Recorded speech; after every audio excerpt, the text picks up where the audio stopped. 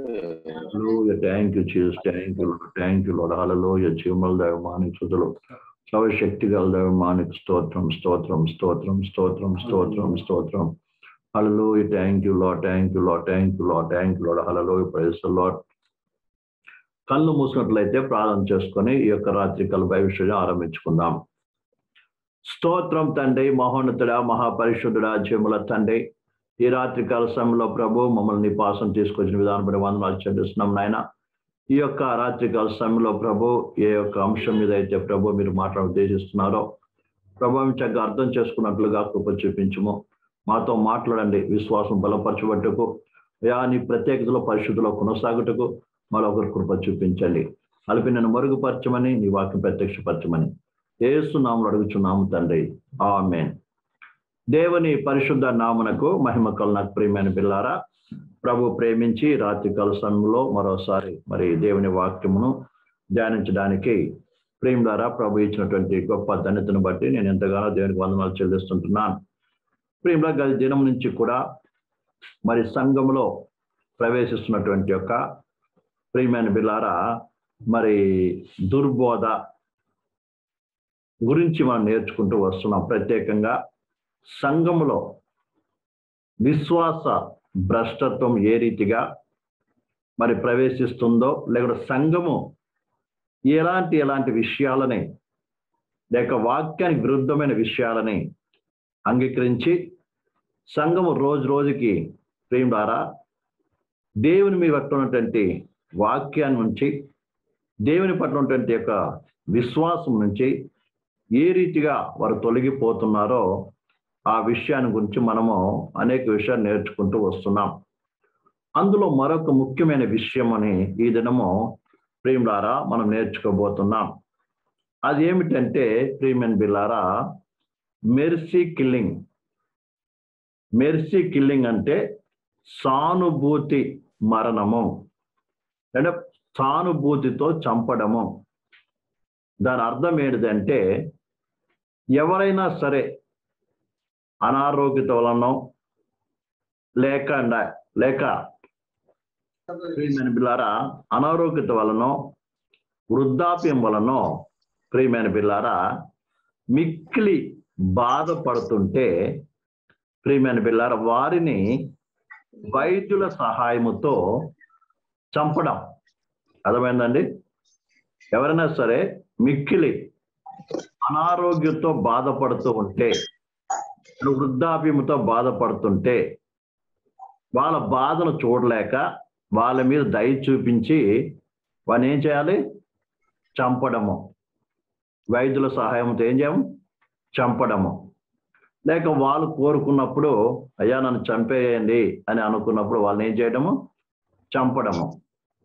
ఈ బాధ భరించలేకపోతున్నాను, నన్ను ఏం చేయండి?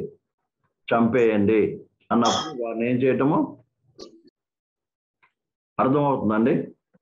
దాన్నే ఏమంటారంటే మెర్సీ కిల్లింగ్ అంటారు. అదే లేక మంచి మరణము అని తెలుగులో, లేక సానుభూతి మరణము లేదా సానుభూతితో చంపడము అని కూడా అనవచ్చు.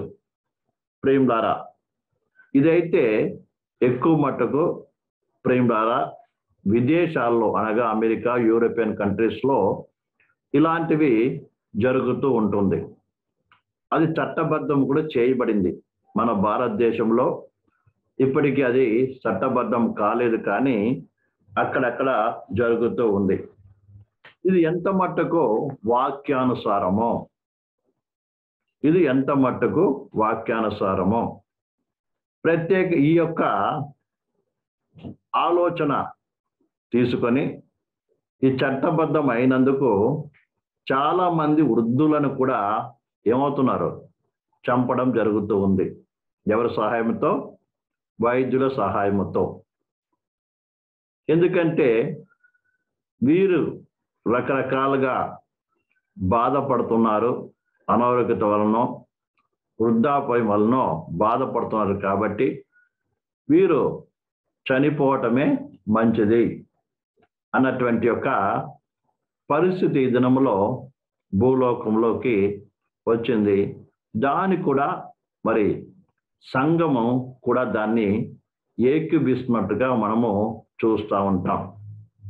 అయితే దీన్ని ఎంతవరకు వాక్యం ఒప్పుకుంటుంది, ఎంతవరకు వాక్యము ప్రేమ ద్వారా వారి దగ్గర దేవుని వాక్యము ప్రేమ ద్వారా అంగీకరిస్తుంది అన్న విషయాన్ని గురించి మనం ఈ దినమున దేవుని వాక్యం నుంచి మనం ఏం చేయబోతున్నాం, పరిశీలన చేయబోతున్నాం. అందు నిమిత్తమై ప్రేమ ద్వారా మొట్టమొదట మనము ఆది కాండంలోకి మనం వెళ్ళినట్లయితే ప్రేమలారా, దేవుడు ప్రేమనులారా ఏం చేశాడు, ఆదిలో మానవుని సృజించాడు.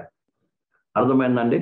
ఆదిలో దేవుడు ఆదామును అవ్వను సృజించాడు. మనందరికీ తెలుసు. దేవుడు మట్టి నుంచి మానవుని చేసి వారిలో జీవాత్మను ఊదాడు. అర్థమైందండి? ఏం ఊదాడు? జీవాత్మను ఊదాడు. అప్పుడు జీవించే ప్రాణి అయినట్టుగా దేవుని వాక్యం సెలవిస్తుంది. ఆదామును సృజించినప్పుడు వారికి అసలు మరణమే లేదు. ఆదామును సృజించినప్పుడు వారికి ఏం లేదు, మరణము లేదండి. మరణం ఉంది అప్పుడు? లేదు. అర్థమైంది? మరణము లేదు. కానీ దేవుడు వారికి ఒక ఆజ్ఞ ఇచ్చాడు. అదేంటిదంటే చూడండి, ఆది కాండము 2వ అధ్యాయము 17వ వచనం చదువుదాం. ఆది కాండము 2వ అధ్యాయం 17వ వచనం చదువుదాం. అయితే మంచి చెడ్డల తెలివినిచ్చు వృక్ష ఫలము తినకూడదు, నీవు వాటిని తిను దినమున నిత్యముగా చచ్చదు అని నరునికి ఆజ్ఞాపించెను.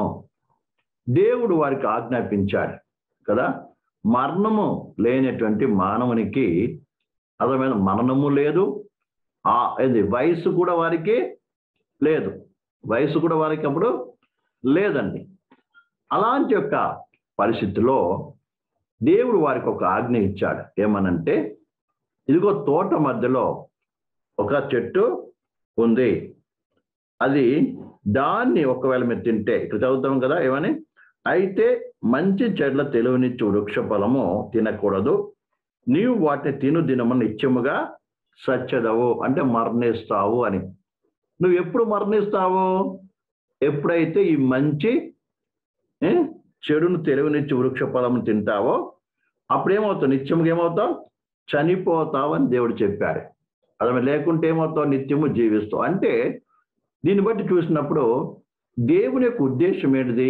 మానవులు జీవించాలన్నదే. అర్థమైందండి? మానవుడు ఏం చేయాలి?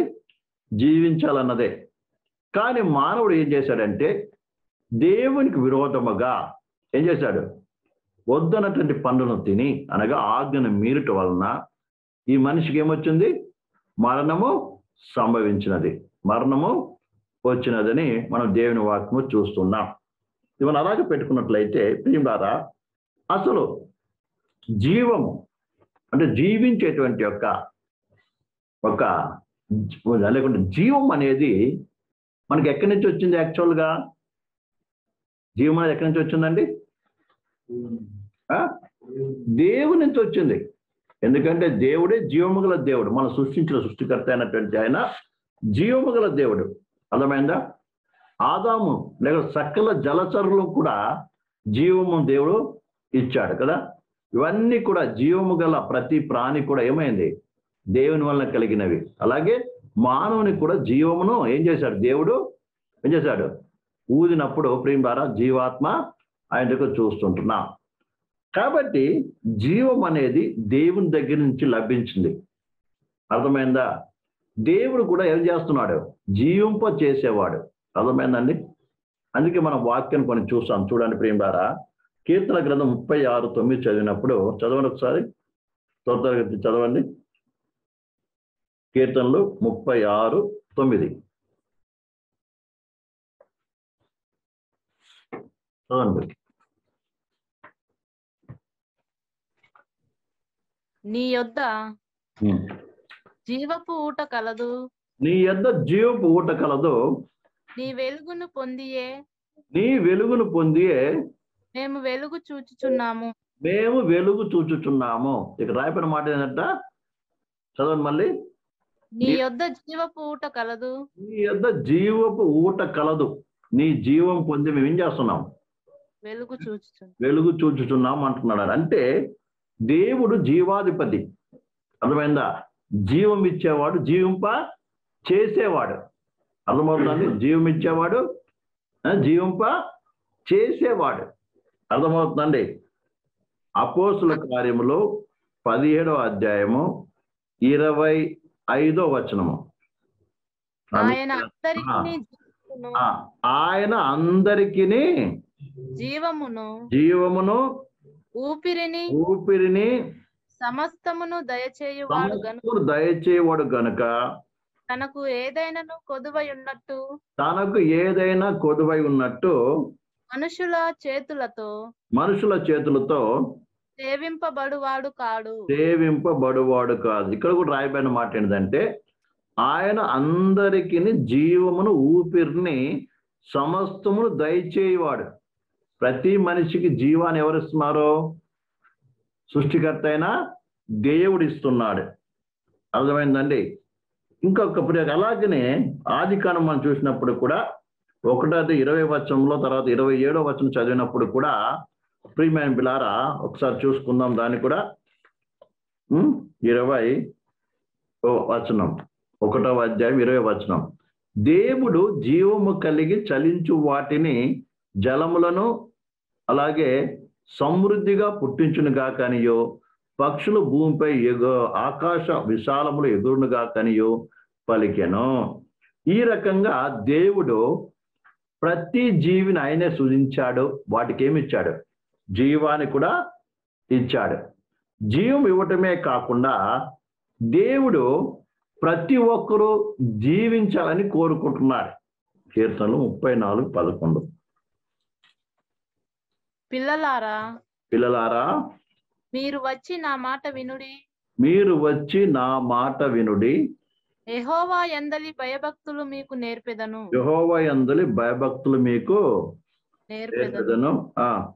బ్రతుకగోరు వాడు ఎవడైనా ఉన్నాడా? మేలు నొందుచు అనేక దినములు నొందుతూ అనేక దినములు వాడు ఎవడైనా ఉన్నాడా? ఇక్కడ ప్రభు బ్రతికించేటువంటి వాడు. అందుకంటున్నాడు, మీలో బ్రతకాలనుకుంటే, అర్థమైంది, ఆశ ఉంటే ఏం చేయాలి? మీరు ఏం చేయాలంట? కీడు నుండి తొలగి ఏం చేయాలి? మేలు చేయాలి అంటున్నాడు. 11లో మనం చదువుదాం. బ్రతకగోరువాడు ఎవడైనా ఉన్నాడా? మేలు నొందుచు అనేక దినములు బ్రతుకగోరువాడు ఉన్నాడా? చెడ్డ మాటలు పలకకుండా నీ నాలుకను, కపటపు మాటలు పలకకుండా నీ పెదవును కాచుకొనవలెను.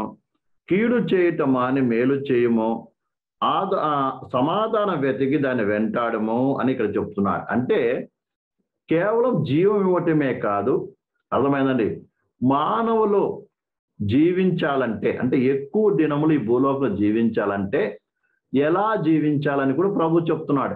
అర్థమైంది? ఇక్కడ ఏమన్నాడు? మీరు ఏం చేయండి? బ్రతకగోరు వాడు ఎవరైనా ఉన్నాడా? మేలు నొందుతూ అనేక దినం బ్రతకగోరు వాడు ఎవరైనా ఉన్నాడా? అలా ఉండాలనుకుంటే ఏం చేయాలంట? చెడ్డ మాటలు పలకకుండా నీ నాలుకను, కపట మాటలు పలక నీ పెదవులను కాచుకొనము. కీడు చేయటం అని మేలు చేయము, సమాధానం వెతికి దాన్ని వెంటాడుము అంటున్నాడు. ఇలా ఉంటే ఏమవుతున్నావు? ఎక్కువ దినాలు బ్రతుకుతావు అని దేవుడు చెప్తున్నాడు. చూడండి, దేవుడు జీవం ఇవ్వటమే కాకుండా ఈ లోకములో నువ్వు ఎక్కువ కాలం ఎలా బ్రతకాలకి ఎలా ఉండాలో కూడా దేవుడు చెబుతూ ఉన్నాడు. అదే రీతిగా 30 ప్రియులారా సామెతల గ్రంథము 3వ అధ్యాయం 2వ వచనం చదవండి. అవి దీర్ఘాయువును సుఖజీవముతో గడుచు సంవత్సరములను శాంతిని అనుగ్రహించు. చూడండి, ఎప్పుడైతే 1వ వచనం చదివినట్లయితే, నా కుమారుడా నా ఉపదేశం మరవకము, నా ఆజ్ఞను హృదయపూర్వక గైకొనము, అవి దీర్ఘాయువును సుఖజీవంతో గడుపు సంవత్సరములను శాంతిని నీకు అనుగ్రహించును అంటున్నాడు. అర్థమైందండి? నువ్వు ఎక్కువ కాలం బ్రతకాలంటే, దీర్ఘాయుస్తో ఉండాలంటే ఏం చేయాలంట? ఆయన ఉపదేశాన్ని ఏం చేయాలి? నువ్వు గైకొనాలి. అలాగే హృదయపూర్వక దానికి ఏం చేయాలి? లోబడటము నేర్చుకోవాలి. అప్పుడేమవుతావు? దీర్ఘాయువును సుఖజీవముతో గడుపు సంవత్సరం నీకు ఏం చేస్తుంది? శాంతి నీకు కలుగును. ఇది చాలా మంది శాంతి సమాధానం లేక జీవితంలో కావచ్చు, కుటుంబపరంగా కావచ్చు, శాంతి సమాధానం లేక ఉండడానికి కారణం ఏంటి తెలుసా? దేవుని వాక్యానికి ఏం చేయడం? లోబడక పోవటమే. దేవుని వాక్యానికి లోబడకుండా జీవించడమే ప్రియమైన బిలారా ఏంటిది? అశాంతికి, అసమాధానానికి, అలాగే ప్రియుల దీర్ఘాయువు లేకుండా పోవటానికి కారణం అన్నట్టుగా ఈ వాక్యం ద్వారా మనకి అర్థము అవుతూ ఉంది. అలాగే ప్రియుల 16 కూడా చదవండి. చెప్పండి 16. 3:16. దాని కుడి చేతి దీర్ఘాయువును, దాని ఎడమ చేతిలో ఘనతను. ఎందులో? దేవుని జ్ఞానములో. అర్థమైందండి? అది 13లో మనం చదువుతాం. ఇందులోనే 13 చదివినది జ్ఞానము సంపాదించాడు ధన్యుడు, వివేచన కలిగిన నరుడు ధన్యుడు. ఎవరైతే దీని జ్ఞానం అంటే ఏంటిది? యెహోవా యందు భయభక్తి కలిగి ఉండుటయే జ్ఞానము అని దేవుని వాక్యం చెప్తోంది. అర్థమైందండి? జ్ఞానం ఎప్పుడు లభిస్తుంది నీకు? ఈ లోకం బ్రతకడానికి ఏం జ్ఞానం కావాలి. ఆ జ్ఞానం ఎలా లభిస్తుంది? యెహోవా యందు భయభక్తులు కలిగి ఉండటమే. కాబట్టి చూడండి, ఇదే 9వ అధ్యాయం సామెతల్లో మనం చదువుతాం. 9లో 9వ అధ్యాయము ప్రియులారా 10వ వచనము. యెహోవా యందు భయభక్తులు కలిగి ఉండుటయే జ్ఞానమునకు మూలము. అర్థమైందండి? ఇంగ్లీష్లో the fear of God is the beginning of wisdom అంట. అంటే ఎప్పుడైతే దేవుని బైబిల్ కలిగి ఉంటావో అప్పుడే నీకేమవుతుంది? జ్ఞానం దొరుకుతుంది. అది నా దైవికమైన జ్ఞానం దొరుకుతుంది. ఈ లోకంలో ఎలా బ్రతకాలో నేర్పిస్తుంది. అలాగూ ఏమవుతుంది? నీకు దీర్ఘాయుష్ కూడా దొరుకుతుంది. ఆ జ్ఞానంలో ఏం దొరుకుతుంది? దీర్ఘాయుష్ దొరుకుతుందని దేవుని వాక్యం చెప్తుంది. ప్రేమ అంటే దేవుడు మానవ జాతిని సృజించడమే కాకుండా, లేదా సకల ప్రాణిని సృజించడమే కాకుండా, ఈ లోకములో మానవుడు ఏ రీతిగా జీవిస్తాడు, ఎక్కువ కాలం దీర్ఘంగా జీవించాలంటే వాడు ఏం చేయాలి, అర్థం ఎలా బతకాలి అని కూడా ఏం చేస్తున్నాడు? దేవుని వాక్యం క్లియర్గా ఉపదేశము చేస్తుంది. దేవుడు మనకు క్లియర్గా ఉపదేశము ఇస్తూ ఉన్నాడు. ప్రియమైన సహోదరి సహోదరులారా, తర్వాత 4వ అధ్యాయం 10వ వచనం కూడా చదువుదాం. 4:10. సామెతలు 4:10. నా కుమారుడా, నీవు ఆలకించి నా మాటలను అంగీకరించి, నా కుమారుడా నీవు ఆలకించి నా మాటలు అంగీకరించిన యెడల నీవు దీర్ఘాయుష్మంతుడు అవుతువు. అర్థమైందండి? నా మాటలు ఆలకిస్తే ఏమవుతుంది? దీర్ఘాయుష్మంతుడు అవుతావు అంటున్నాడు దేవుని వాక్యంలో. అర్థమవుతుందండి? తర్వాత ప్రేమ ఇంకా కొన్ని మాటలు చాలా ఉన్నాయి, మాటలు చూసుకుందాం. ప్రేమ 9:11. సామెతల గ్రంథము 9:11. నా వలన నీకు దీర్ఘాయువు కలుగును. నా వలన దీర్ఘాయువు. దేని వలన? యెహోవా యందు 10లో చదివినట్లయితే, యెహోవా యందు భయభక్తులు కలిగి ఉండుటయే జ్ఞానమునకు మూలము, పరిశుద్ధ దేవుని గూర్చిన తెలివి వివేకమునకు ఆధారము. నా వలన నీకు దీర్ఘాయువు కలుగును, నీవు జీవించే సంవత్సరంలో అధికమగును. జీవించే సంవత్సరం ఏమవుతుంది? అధికమవుతుంది. ఎప్పుడు? యెహోవా యందు బైబిల్ కలిగి అర్థమైందా నడుచుకున్నప్పుడు. అర్థమైందండి? యెహోవా బైబిల్ కలిగి తెలుసుకుంటే ఏమవుతుంది? దీర్ఘాయువు కారణం అవుతుందని దేవుని వాక్యం సెలవిస్తుంది. తర్వాత యోబు గ్రంథము 5వ అధ్యాయము ఇంట్లో కొద్దాం ఒకసారి. 5వ అధ్యాయము యోబు గ్రంథము 5వ అధ్యాయము ప్రియమైన బిల్లారా 5వ అధ్యాయము 26వ వచనం చదవండి. వాటి కాలమున 5వ అధ్యాయము 26. వాటి కాలమున ధాన్యపు పనలు ఇండ్లకు చేరునట్లు పూర్ణ వయస్సు గలవాడవై నీవు సమాధికి చేరదు. చూడండి, ధాన్యం పరిపక్వమైన తర్వాత ఏ రీతిగా అయితే కొట్లోకి పోతుందో అదే రీతిగా ఎప్పుడైతే నువ్వు దేవుని బైబిల్గా నడుచుకుంటావో ఏమవుతావు? పూర్ణ వయసు గలవాడవే. అంటే ఎన్ని సంవత్సరాలు జీవించాలో అన్ని సంవత్సరాలు ఈ లోపల జీవించిన తర్వాత ఏం అవుతావు? నువ్వు సమాధికి వెళ్తావు, అంటే నువ్వు మరణిస్తావు అని ప్రేమన్నారు. అంటే అకాల మరణం చెందవు. అర్థమైందా? దీర్ఘాయుషం అర్థమైంది. దేవుడు నీకు ఇచ్చిన ఆయుష్ అంతా కూడా ఈ లోపల ఏం చేస్తావు? ఉంటావు. అర్థమైంది? ఉండి ఏం చేస్తావు? చివరికి సమాధానం కలిగి ఏం చేస్తావు? నువ్వు సమాధిలోకి వెళ్ళే కృప ఇస్తాడు. అర్థమవుతుందండి? కాబట్టి దీర్ఘాయుష్ అనేది దేవుని వల్ల కలుగుతుంది. అర్థమైందండి? కాబట్టి ఎలా కలుగుతుందంటే నీవు దేవుని యందు బైబిల్ కలిగి ఆయన చెప్పిన నడుచుకున్నప్పుడు ఈ దీర్ఘాయువు వస్తుంది. అంటే దేవుడు ఎన్ని సంవత్సరాలు నీవు ఈ లోకంలో జీవించాలని కోరుకుంటూ అన్ని సంవత్సరాలు జీవించినప్పుడే ప్రియమైన బిడ్డలారా అది ఆశీర్వాదకరమైన మరణముగా ఎంచబడుతూ ఉంది. కాబట్టి ఈ విషయాన్ని మనం అర్థం చేసుకోవాలి. అసలు కీర్తన గ్రంథము కూడా చదువుదాం. 128:6 వచనం చదవండి. కీర్తన గ్రంథము 128:6. నీ పిల్లల పిల్లలను నీవు చూచెదవు. నీ పిల్లల పిల్లలను చూచెదవు. ఇజ్రాయేలు మీద సమాధానం ఉండు. ఇక్కడ అంటున్నాడు ఏంటండి? నువ్వు పిల్లల పిల్లలను చూస్తావు. అర్థమైందండి అని కూడా ప్రభు చెప్తా. అంటే నీకు దీర్ఘాయుషు దొరుకుతుంది. అంటే బాగా అర్థం చేసుకోవాలి. దేవుడు మానవుని శోధించి జీవం ఇవ్వటమే కాకుండా దీర్ఘాయుస్సుగా ఉండాలని కోరుకుంటున్నాడు. అర్థమైందండి? ఈ విషయం మనం మర్చిపోకూడదు. కాబట్టి కొత్త నిబంధనలోకి వద్దాం ప్రేమ ద్వారా. కొత్త నిబంధనకు వచ్చినప్పుడు ఎఫెసీ రాసిన పత్రిక 6వ అధ్యాయం 1, 2, 3 వచనం చదవండి. ఎఫెసీ రాసిన పత్రిక. పిల్లలారా ప్రభువునందు మీ తల్లిదండ్రులకు విధేయులై ఉండుడి. పిల్లల గురించి చెప్తున్నాడు. పిల్లల గురించి చెప్తున్నాడు. ఏమని? పిల్లలారా ప్రభువునందు మీ తల్లిదండ్రులకు విధేయులై ఉండు. నీ తల్లిదండ్రులకు విధేయులై ఉండుడి. ఇది ధర్మమే. నీకు మేలు కలుగునట్లు తండ్రిని తల్లిని సన్మానించము. అప్పుడు నీవు భూమి మీద దీర్ఘాయుష్మంతుడవుదువు. చూడండి, ఇక్కడ చక్కగా పాత నిబంధనలే కాదు కొత్త నిబంధనలో కూడా దేవుని వాక్యం తెలియపరుస్తుంది. పిల్లలు అయినటువంటి వారికి ఏంటంట? పిల్లలు ఎలా ఉండాలంట? ప్రభువునందు ఏం చేయాలి? తల్లిదండ్రులకు ఏం కావాలి? విధేయులై ఉండాలి. ప్రభువునందు అంటే ప్రభు ఆజ్ఞ ఏం చెప్తుందో. అర్థమైందండి? ఏం చేయాలి మనం? ప్రభుని బట్టి ఏం చేయాలి మనం? లోబడి ఉండాలి. అంటే ఒకవేళ భవిష్యత్ తల్లిదండ్రులు అన్యులు కావచ్చు, తల్లిదండ్రులు చెడ్డవాళ్ళు కావచ్చు, ఎలాంటి వాళ్ళనే కావచ్చు, త్రాగుబోతులు కావచ్చు కదా. ముఖ్యంగా మన యొక్క తల్లిదండ్రుల పరిస్థితి చూసినప్పుడు వాళ్ళు ఏమై ఉన్నారు?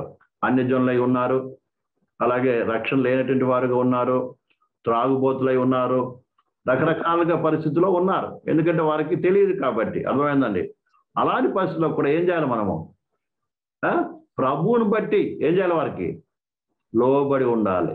అంటే దాని అర్థము ప్రభు వాక్యం మనకు సెలవిచ్చినదిగా విధేయులై ఉండాలి, లోబడి ఉండాలి, వాళ్ళని ప్రేమించాలి, గౌరవించాలి. అర్థమవుతుందండి? చేయాలి. అర్థమైందండి? కానీ దేవుని వ్యతిరేకమైన కార్యాలు చేయమన్నప్పుడు మాత్రం మనము ఏం చేయాలి? దాని నుంచి దూరం కావాలి. ఇది ఏంటిది? దేవునికి వ్యతిరేకమైనదే అని.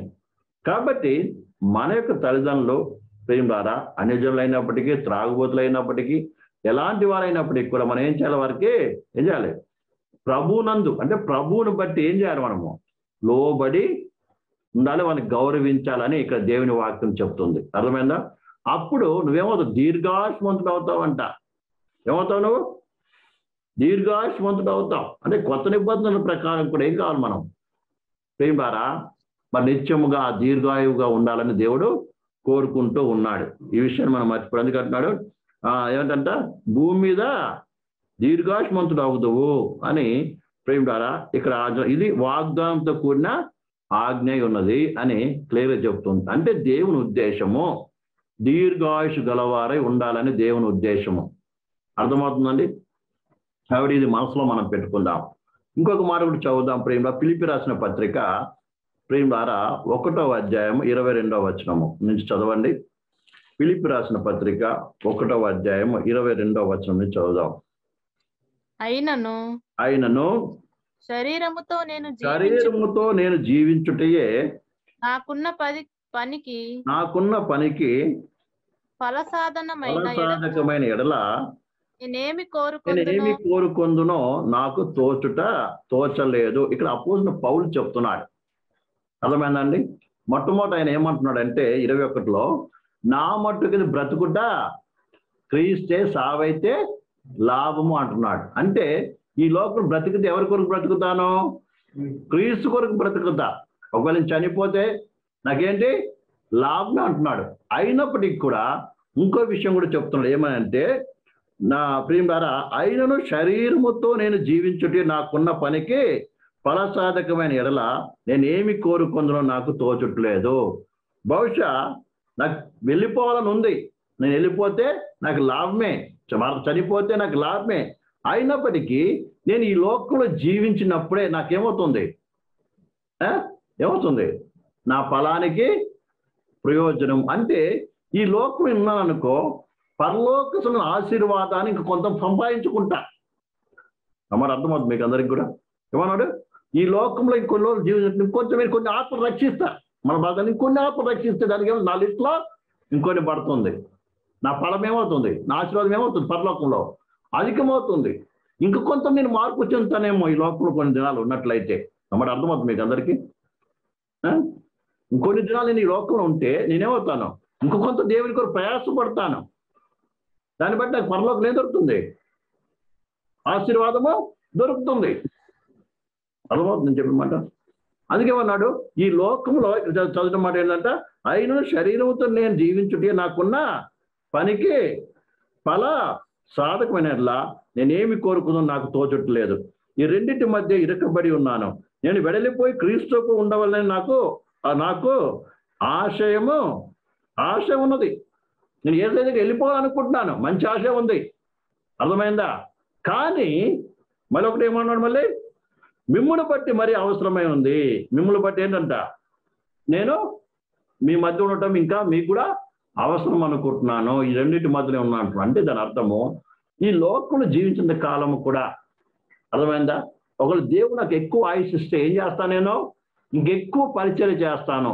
అలాగే ఎక్కువ సంఘానికి ప్రయోజనకరంగా ఉంటాను, విశ్వాసులకు ప్రయోజనకరంగా ఉంటాను.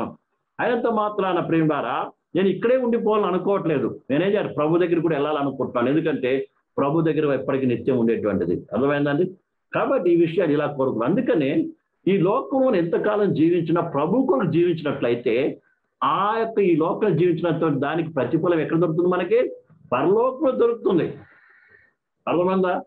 చాలా మంది ఈ లోకంలో ప్రియులారా, ఇతరులు అనేక మంది వృద్ధులను మనకు అడిగినట్లయితే, రక్షణ పొందిన వారిని అడిగినట్లయితే వారు బ్రతకాలని కోరుకుంటారు. ఎందుకు బ్రతకాలని కోరుకుంటారు? అర్థమైందండి? ఎందుకు బ్రతకాలని కోరుకుంటారు? ఇంకా నా మనమలను చూడాలయ్యా, ఇంకా నా కొడుకును చూడాలి, కొడుకు పెళ్లి చూడాలి, మనముల పెళ్లిని చూడాలి, లేదంటే ఇంక కొంతము నేను అది కట్టాలి, ఇది కట్టాలి. అర్థమైందా? ఇంకేదో అవి సంపాదించి ఇది సంపాదించాలి, అందుకొరకు ఇంకొంత ఏం చేయాలి? నేను ఉండాలని కోరుకుంటా. కానీ విశ్వాసం అయినటువంటి వాడు ఈ లోకంలో ఉండడానికి ప్రేమ ద్వారా ఎందుకు కోరుకుంటాడంటే, నేను ఈ లోకంలో ఉంటే ఇంకొంత ఏం చేస్తాను? పరలోకం ఆశీర్వాదం ఏం చేస్తాను? సంపాదించుకుంటాను. నేను ఈ లోకం ఉంటే సంఘానికి ఇంకొంత ప్రయోజనం నా వలన కలుగుతుంది. అర్థమవుతుందండి? రెండు రకాలు. ఒకవేళ ఈ లోకం నేను ఎక్కువ జీవించినట్లయితే ఏమవుతాను? ప్రభు పని ఇంకా ఎక్కువ చేయగలను. దాన్ని బట్టి ప్రభు నాకు ప్రతిఫలం ఏమవుతుంది? ఇంకా ఎక్కువ అధికం అవుతుంది ఎక్కడ? పరలోకంలో. ఒకటి. రెండవది, ఈ లోకం నేను ఇంకొంచెం జీవించినట్లయితే నేను సంఘానికి కూడా ఏమవుతుంది? ప్రయోజనకరంగా ఉంటుంది. ఈ రెండు విషయాన్ని బట్టి ఏమనుకుంటాడు? ఈ లోకం ఉండాలనుకుంటాడు. లేకుంటే ప్రభా నీ దగ్గరికి వస్తే ఇంకా నాకేమైంది? లాభమే. అర్థమైందా? కాబట్టి ఇది కొత్త నిబంధన విశ్వాసం ఉండవలసినటువంటి లక్షణము, మనస్సు ప్రియమైన పిల్లారా. అర్థమైందా? కాబట్టి ఈ విషయాన్ని మనం బాగా అర్థం చేసుకోవాలి. అందుకే ప్రేమ ఇంకొక విషయాన్ని కూడా మనము చూసుకున్న తర్వాత మనం మరొక ముందుకు వెళ్దాం ప్రియమైన పిల్లారా. అదే తిమోతి రాసిన పత్రిక 4:8.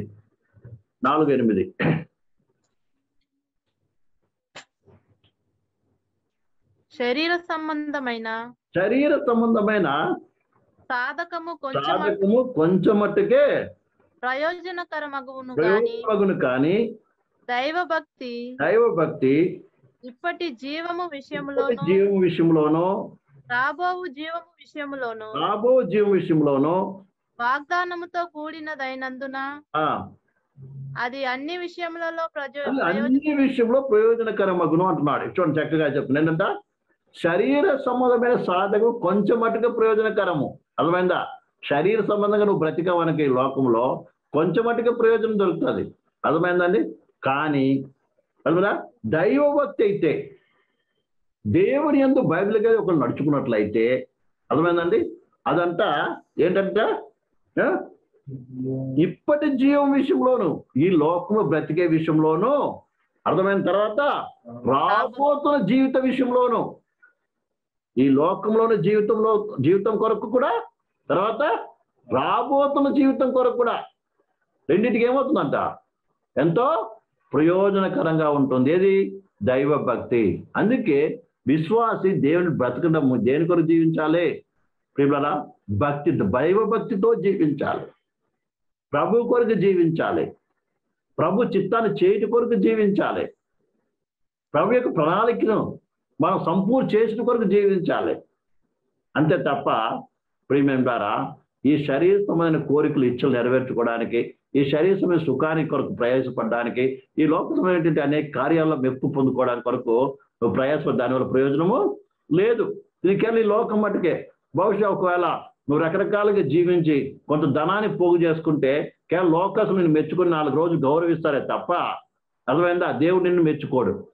దానివల్ల రాబోయే కాలానికి ఏ ప్రయోజనమో ఉండదన్న విషయాన్ని మనము ఏమాత్రం కూడా మర్చిపోకూడదని దేవుని వాక్యం హెచ్చరిక చేస్తుంది. కాబట్టి ప్రియులారా, కేవలం మన జీవం ఇవ్వటమే కాదు, మనకి దేవుడు జీవించాలని కోరుకుంటున్నాడు.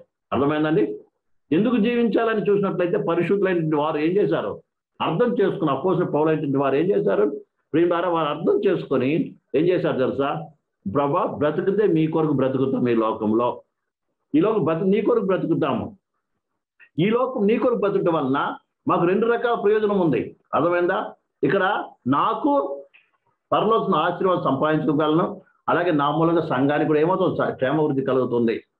అర్థమైందండి? కాబట్టి ఈ దైవభక్తి అర్థమవుతుందండి. ఇప్పటి జీవ విషయంలోనూ రాబో జీవ విషయంలో నాకేం కలుగుతుంది? ప్రయోజనం కలుగుతున్నటువంటి నమ్మకంతో కొత్త నిబంధన పరిశుద్ధులు జీవనం మనం చూస్తుంటున్నాం. అదే కాకుండా ప్రేమ ద్వారా ఒకవేళ ఆయుష్ను అడిగినా కూడా దేవుడు ఇచ్చేవాడు. ఎందుకంటే మన దేవుడి చేతిలోనే అన్నీ ఉన్నాయి. అర్థమైందా? మమ్మల్ని అర్థమవుతుంది మీకు అందరికీ? బ్రతికించగలవాడు ఆయనే, చివరికి మరణింపచేవాడు కూడా ఆయనే. అందుకే అనేక పరిశుద్ధులు ఏం చేశారు తెలుసా? వీళ్ళు ఆయుష్ను కూడా అడుగుతున్నారు వాళ్ళు. చూడండి, కావాలంటే కీర్తన గ్రంథము 21:4 చదవండి. కీర్తన గ్రంథము 4 చదవండి. 21:4. ఆయుష్ ఇమ్మని అతడు నిన్ను వరం అడుగగా నీవు దానిని అతనికి అనుగ్రహించి ఉన్నావు. సదాకాలం నిలిచి దీర్ఘాయువును నీవు దయచేసి ఉన్నావు. నీ రక్షణ వలన అతని గొప్ప మహిమ కలిగను. ఇక్కడ అంటున్నాడు ఆయుష్ ఇమ్మని అడగగా అనంట ఏమి ఇచ్చాడంట ఆయనకి? చెప్పండి. దాన్ని అనుగ్రహించాడంట. సదాకాలం నేను చేపించాడు, దీర్ఘాయుష్ను అనుగ్రహించాడంట. ఎవరికి? కీర్తనకారుడు అంటున్నాడు. ప్రియమైన పిల్లారా, దావీదు అంటున్నాడు. ఏమడిగాడు? ఆయుష్ అడిగాడంట. ఏమడిగాడండి? ఆయుష్ ఇవ్వమని వరం అడగ ఆయనకి ఏమి ఇచ్చాడు? దీర్ఘాయుష్ ఇచ్చాడు. మనం చూసినట్లయితే దావీదు అర్థమవుతుందండి, పూర్ణ వృద్ధుడై ఏం చేశాడు? ఆయన నిద్రించినట్టుగా మనం చూస్తాం కదా. దావీదు ఏం చేశాడు? మధ్యలో చనిపోయాడా? సౌలు మరణం చూడండి, ఎంతో బలం ఉన్నది, అన్ని ఉన్నప్పుడు ఏం చేశాడు? ఆయన చంపబడ్డాడు. ఆయనతో పాటు తన కొడుకులు కుమారులు అందరూ చనిపోయారు. కానీ దావీదు అయితే ఏం చేశాడు? పండు వృద్ధుడై ఏం చేశాడు? ఆయన నిద్రించినట్టుగా మనం చూస్తాం, చనిపోయినట్టుగా మనం చూస్తాం. అర్థమవుతుందన్నమాట. అందుకు అంటాడు ఆయుష్ని అడగ ఏమిచ్చావు? దీర్ఘాయుష్ని ఇచ్చాడు. అర్థమైందండి? కానీ దావీదు జీవించిన కాలం ఎన్నడూ కూడా తన కొరకు ఎప్పుడు ఆలోచించిన వాడు కాదు. తన కొరకు ఎప్పుడు ఏం చేశాడు? సంపాదించిన వాడు కాదు. దావీదు ఎంతో యుద్ధాలు చేశాడు, ఎన్నో సంపాదించాడు. కానీ అవన్నీ సంపాదన ఎవరికి కొరకు తెలుసా? దేవుని కొరకు. అందుకే ఆయన వృద్ధాప్య కాలంలో ఏం చేస్తున్నాడు? గొప్ప మీటింగ్ పెట్టాడు కదా. మనం మొదటి దినవృత్తాంతంలో 28, 29 లాస్ట్ అధ్యాయాలు చదివినట్లయితే ఆయన సంపాదనంతా కూడా ఎవరి కొరకు? దేవుని కొరకు అని సమర్పిస్తున్నాడు. ఇక్కడ ఇదంతా దేవుని కొరకు, దేవుని మందిరం కొరకు ఏం చేశాను? నేను సంపాదించాను. తన కొరకు సంపాదించలే, అన్ని దేవుని కొరకు సంపాదించి అక్కడ పెట్టి, అదైందా సొలొమోను చేతికి అప్పచెప్పి అక్కడ పెద్దలకని చెప్పి ఏం చేస్తాడు? విశ్రాంతి తీసుకుంటున్నాడు అక్కడ. ఎందుకంటే ఆ 2 అధ్యాయాలు చదవండి, దీపుకు మంచిగా అబ్బాయికి అర్థమవుతుంది. ఇంకా అంటున్నాడు ఆయన ఏం చేస్తా? ప్రభు అవన్నీ నీ వల్ల కలిగినవే. ఎవరిచ్చారు? మనం నిన్న కావచ్చు నేర్చుకున్నాం కదా, ఈ లోకంలో వెండి బంగారాలు అన్ని ఆయనవే. ఆయన ఇచ్చినవి ఆయనవే అయినప్పుడు ఆయన ఏం చేస్తాం? మనం ఏదో కొంత లాక్కుని ఏం చేస్తాం? నాది నాది నాది అనుకొని గిట్టుకొని భద్రం పెట్టుకుని చివరికి దాన్ని వదిలిపెట్టి వెళ్ళిపోతాం. అంతే కదా? వెండి సంపాదిస్తారు, బంగారం సంపాదిస్తారు, అది ఇది సంపాదిస్తారు. అర్థమైందా? సంపాదించి వేరే వాళ్ళు దాచిపెట్టుకుంటారు, చివరికి ఏమవుతారు? దాన్ని విడిచిపెట్టి వెళ్ళిపోతారు. కానీ అవి మాత్రం ఇక్కడే ఉంటుంది, ఎవరు తీసుకొని పోలేరు. అందుకే యేసయ్య అన్నాడు, ఈ భూమి నాది అన్నాడు. భూమి దేవుంది, యెహోవాది, దేవుంది. అది నీది నీది నీది నాది నాదని కొట్లాడుకొని చివరికి ఏం చేస్తున్నావు? నువ్వే పోతున్నావు తప్ప, అర్థమవుతుందా? నువ్వేమి తీసుకొని పోలేవు. ఈ విషయాన్ని బాగా అర్థం చేసుకోవా. నీకు దీర్ఘాయుష్ నువ్వు, ఎందుకంటే నీ వాక్యం అంటే నాకు సంతోషము, నీ ధర్మశాస్త్రం అంటే సంతోషము, నీ చిత్తం చేయడం అంటే నాకు సంతోషము అని కీర్తన మనం చదువుతున్నాం. ప్రియ సహోదరి సహోదర, విషయాన్ని మనసులో పెట్టుకున్నాం. మనం మరణించడం దేవుని చిత్తం కాదు. అదే praise God, praise the Lord, praise the Lord. అకాల మరణం చెందడం దేవుని ఉద్దేశం కాదు. ఇది ఎంతో మంది దేవుని పేరు పడ్డ ప్రజలు ప్రేమలారా యవ్వన కాలం అందే, ఆయుష్ ముగించకముందే, వృద్ధులు కాకముందే, కాలం రాకముందే ప్రేమలారా ఎంతో మంది లోకాన్ని విడిచిపెట్టి వెళ్ళిపోతున్న వారిని చూస్తున్నాం. అది దేవుని ఉద్దేశం కాదు, దేవుని ఉద్దేశం కాదు. నువ్వు దీర్ఘాయుష్మంతుడు కావాలంటే కీడుని విడిచి మేలు చేయి, సమాధానం వెతికి దాన్ని వెంటాడు, అప్పుడు ఎక్కువ కాలం బ్రతుకుతావని దేవుని వాక్యం చెప్తుంది. Praise God, praise God, praise the Lord, praise the Lord, praise the Lord. Hallelujah. దేవుని ధర్మశాస్త్రం ఆనందించు, ఆయన ఉపదేశముకు లోబడు, ఆయన బైబిల్ గారి నడుచుకో, అప్పుడు నీకు దీర్ఘాయుష్ లభిస్తుంది. అలా బ్రతకాలంటే నువ్వు దేవుని కూడా బ్రతకాలని కోరుకో. అప్పుడు పౌలు చెప్తున్నట్టుగా నాకు బ్రతకాలని ఉంది, ఎందుకు తెలుసా?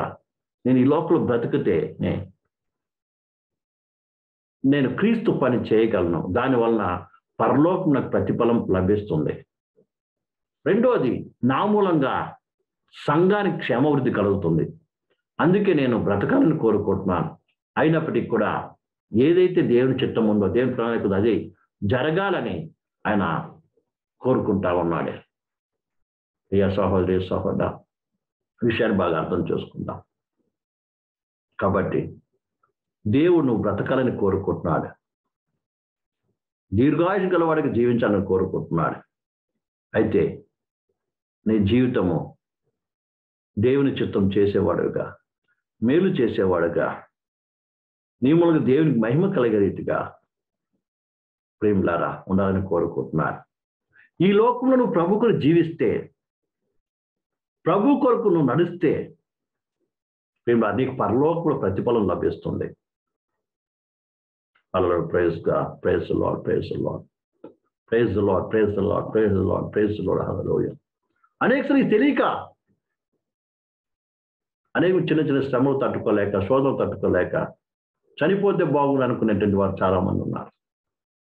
నువ్వు అలా అనుకోకుండా ప్రభువా నువ్వు నాకు దీర్ఘాయుష్ను ఇచ్చితే, నువ్వు జీవించాలని కోరుకుంటున్నావు, అలాగే ఎలా జీవించాలో కూడా చెప్తున్నావు.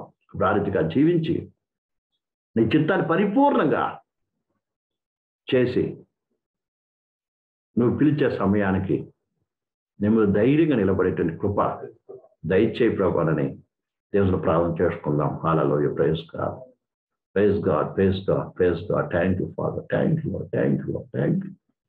స్తోత్రం పరిశుద్ధమైన తండ్రి, జీవముల దైవమా, ఈ రాత్రికాల సమయంలో ప్రభు మా ముందు పెట్టిన చక్కని నీ మాటలు బట్టి వందనాలు. ఏమో సృష్టించావు, జీవింప చేశావు, అయానికి వందనాలు చెల్లిస్తున్నావు. దీర్ఘాయుషు గల వారికి ఉండాలని కోరుకుంటున్నావు. అయితే ఆ దీర్ఘాయుషు మగినట్లు ప్రభు మేము నిత్యం మేలు చేసేవారము గాను, తల్లులను సన్మానించేవారము గాను, గౌరవించేవారము గాను, అలాగే ఇప్పుడు సంఘ క్షేమాభివృద్ధి కొరకు జీవించేవారము గాను ప్రభు నీ కొరకు ప్రయాసపడేవారము గాను ఉండడానికి మళ్ళీ ఒక్కొక్కరికి కృప దయచు, సహాయం చేయి. మమ్మల్ని ఏ రకంగా ఏ యొక్క పని ద్వారా మా ప్రతిఫలం అధికం అవ్వాలో, అలాగే ఏ పని ద్వారా నీ సంఘానికి మా ద్వారా క్షేమాభివృద్ధి కలగాలో అది తెలుసుకొని ముందుకు సాగడానికి కృప దయచేసి మహిమ పొందమని, గొప్ప చేసుకోమని ప్రభు ఈ రాత్రికాల వాక్యమైన ప్రతి బిడ్డను కూడా సిద్ధపాటు చేసి దీర్ఘాయుష నింపి నడిపించాలని ప్రతి న్యాసం సమర్పిస్తాం. ఏ సమృద్ధి ప్రవాసనం తండ్రి. ఆమేన్. మన తండ్రి అయిన దేవుని ప్రేమయు, కుమారుడైన యేసుక్రీస్తు కృపయు, పరిశుద్ధాత్మ అన్యోన్య సహవాసము ఇప్పుడు మనందులో ఒక సకల పరిశుద్ధులకు కూడా ఆయన రాకడ పర్యంతము తోడై నడిపించును గాక. ఆమేన్. అందరికి కూడా యేసుక్రీస్తు నామములో వందనాలు.